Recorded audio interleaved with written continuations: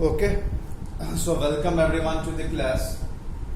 The topic that we are going to cover today is a very small topic, that is the relation between torque and angular momentum of a rigid body in a rotational motion. There is a relation, we are just going to derive a small relation, small topic it is angular momentum. As you all know,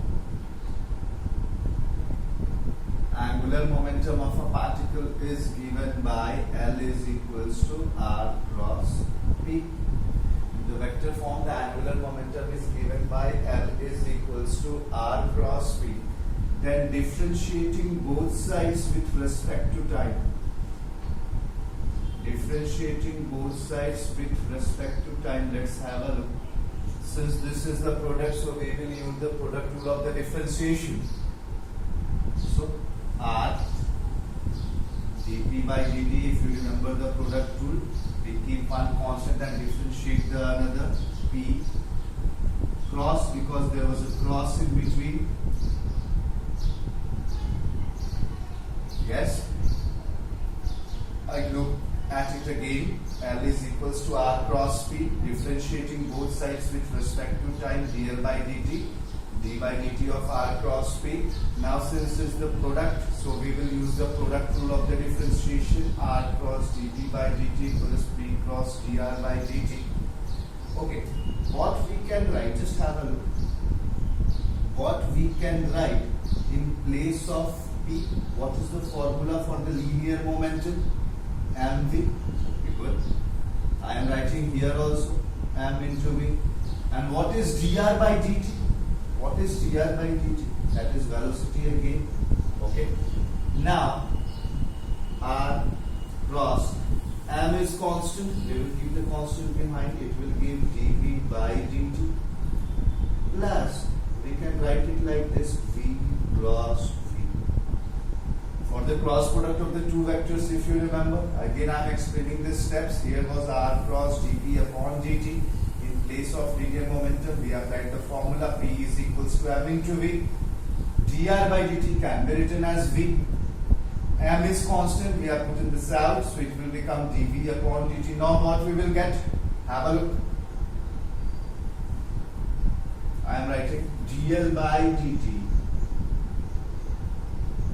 is equals to R cross m dv by dt. What can be written as m dv by dt? M a plus, what is the cross product of two same vectors? If you remember, a cross a, it is equals to 0. Yes, it is equals to 0, so it will become 0.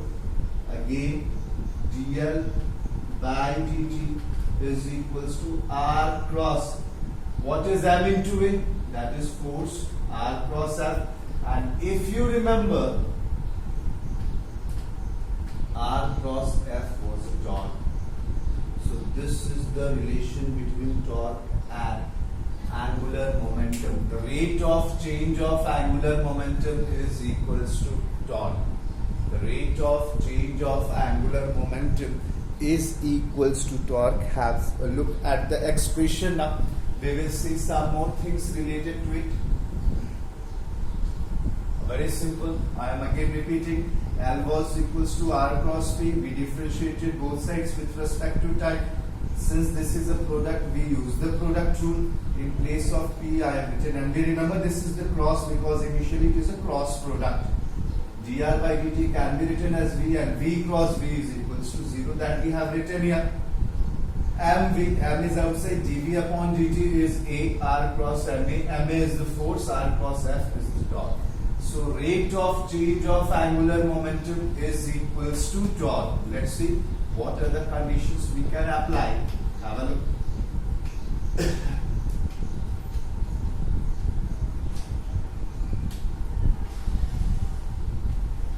Then I will also discuss about the equilibrium of the rigid body. Just it.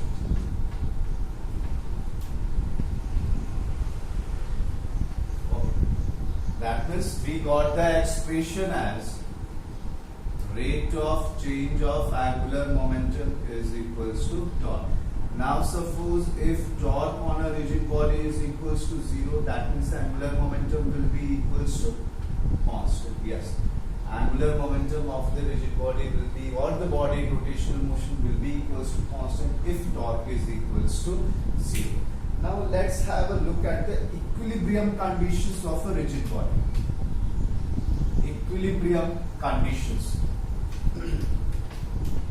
In linear kinematics, the equilibrium condition was what? When the net force acting on the body is equals to 0. For rigid body to be in equilibrium,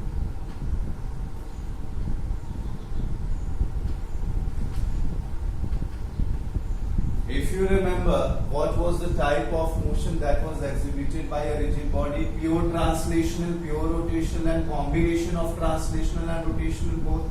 So for rigid body to be in equilibrium, the first condition should be that sigma of F should be equals to 0. That means net force acting on the body should be equals to 0. That we studied in linear kinematics also.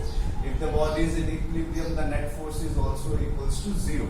But for a rigid body, the total torque on the body should also be equals to 0. That means the net torque should be equals to 0.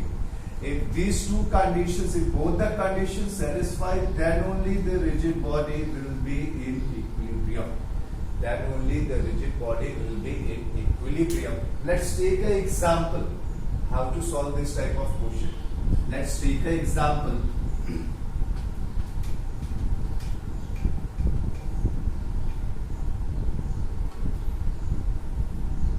Suppose, just a small example, have a look at it. Suppose there is a rod of length L. It is balanced by two forces. Have a look. Sorry. It is balanced by the 2 points. It is kept on 2 points. Let us suppose the reaction force by the 2 points is R1 and R2. If you remember the reaction force or the normal force, whenever the two surfaces come into contact with each other, a force acts normal to the body, that is called the normal force, perpendicular to the surface. Yes. So here, this rod of length L is balanced by the 2 points. We have assumed that the reaction force by these 2 points is R1 and R2. What will be the net force also acting? Weight of this mg, right? Let us suppose this distance is d1. Let us suppose this distance is d2. A simple question it is. It has been given that it is in equilibrium, then we will have to make the equations. See the solution. Since this body is in equilibrium,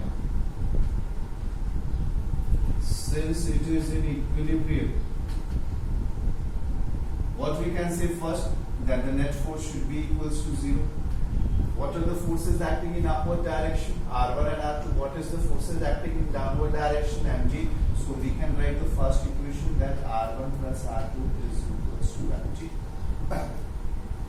R1 plus R2 is equals to mg. That is for linear, that the net force is equals to 0. Now we have to see the net torque equals to 0. There is a concept there. Have a look. For the net torque equals to 0, the body is not rotating. So how we will do the net torque is equals to 0? I am assuming the points here. Have a look. A, B, C, D, O. Okay. I have written the points A, B, C, D and O. Okay, what should be this length? Tell me. L by 2. Yes, this length should be equals to L by 2 as the center of the gravity and the center of mass lies at the geometrical center. So it should be L by 2. Now for determining, for doing the net torque equals to 0, that means net torque equals to 0, we have to assume any one point fixed, anything. Either you can assume B point, O point, C point, D point, A point. Any one point we have to assume that it is fixed. Suppose in language we write it like this: taking moment of force at O. I have assumed that O point is fixed. If this is the rod, I have assumed that this point O is fixed. That has been written like this, taking moment of force. Moment of force means torque at O. Now have a look. What was the general formula for the torque? I am writing it here. Torque is equals to force into perpendicular distance. This was the general formula for calculating the torque.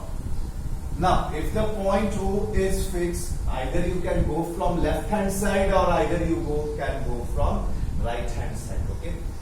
If the point O is fixed, I am going from left hand side. What is the first force acting on the rod from the left hand side? R1.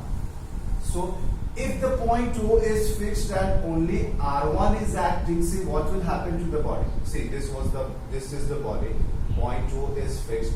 What is the direction of R1? The direction of R1 is in upward direction.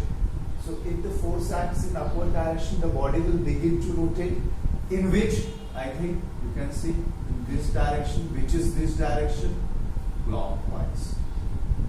If the torque acts in clockwise direction, it should be taken as negative. If the torque acts in anti-clockwise, it should be taken as positive. So first I am taking this force.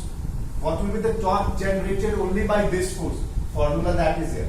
Torque is equals to force into perpendicular distance R1. Which point we have assumed to fix? O. So the perpendicular distance will be equals to PO. Since it is in clockwise direction, it will be minus. Listen the words carefully. First I have assumed that this point O is fixed. Then either you can go from left hand side or either you can go from right hand side. I am going from left hand side. What is the first force acting on the rod? That is R1. If point O is fixed, then only R1 was acting. That is, the rod will rotate in this way. That is in clockwise direction. The torque will be generated. What is the formula for the torque? What will be the torque generated by this force? Force into perpendicular distance B into O. Since it is clockwise, it will be negative. What is the second force acting? That is mg. But we have kept this point only constant. What is the distance between this point and this force? That is 0. In simple words, we can say the point that we have assumed to keep fixed, you can't take that force, as the torque will not be generated. Coming to the next point. What is next point? C.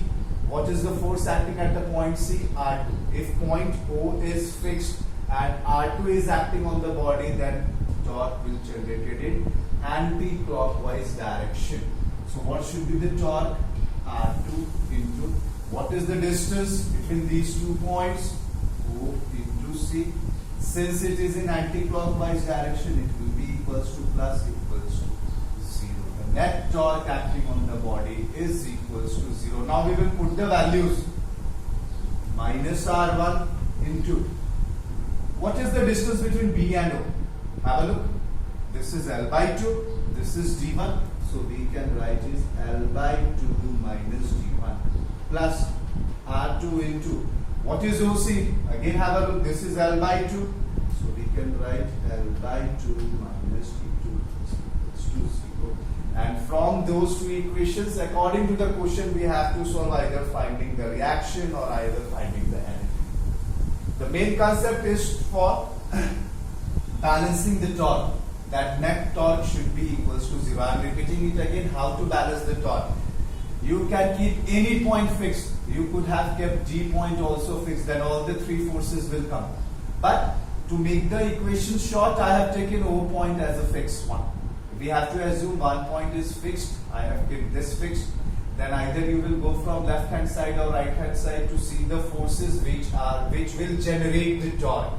So if this point was fixed and if only R1 was acted, the body will rotate in clockwise direction. So what should be the torque generated? Force. What was the force? R1 into perpendicular distance. If the torque is in clockwise direction, you should take negative.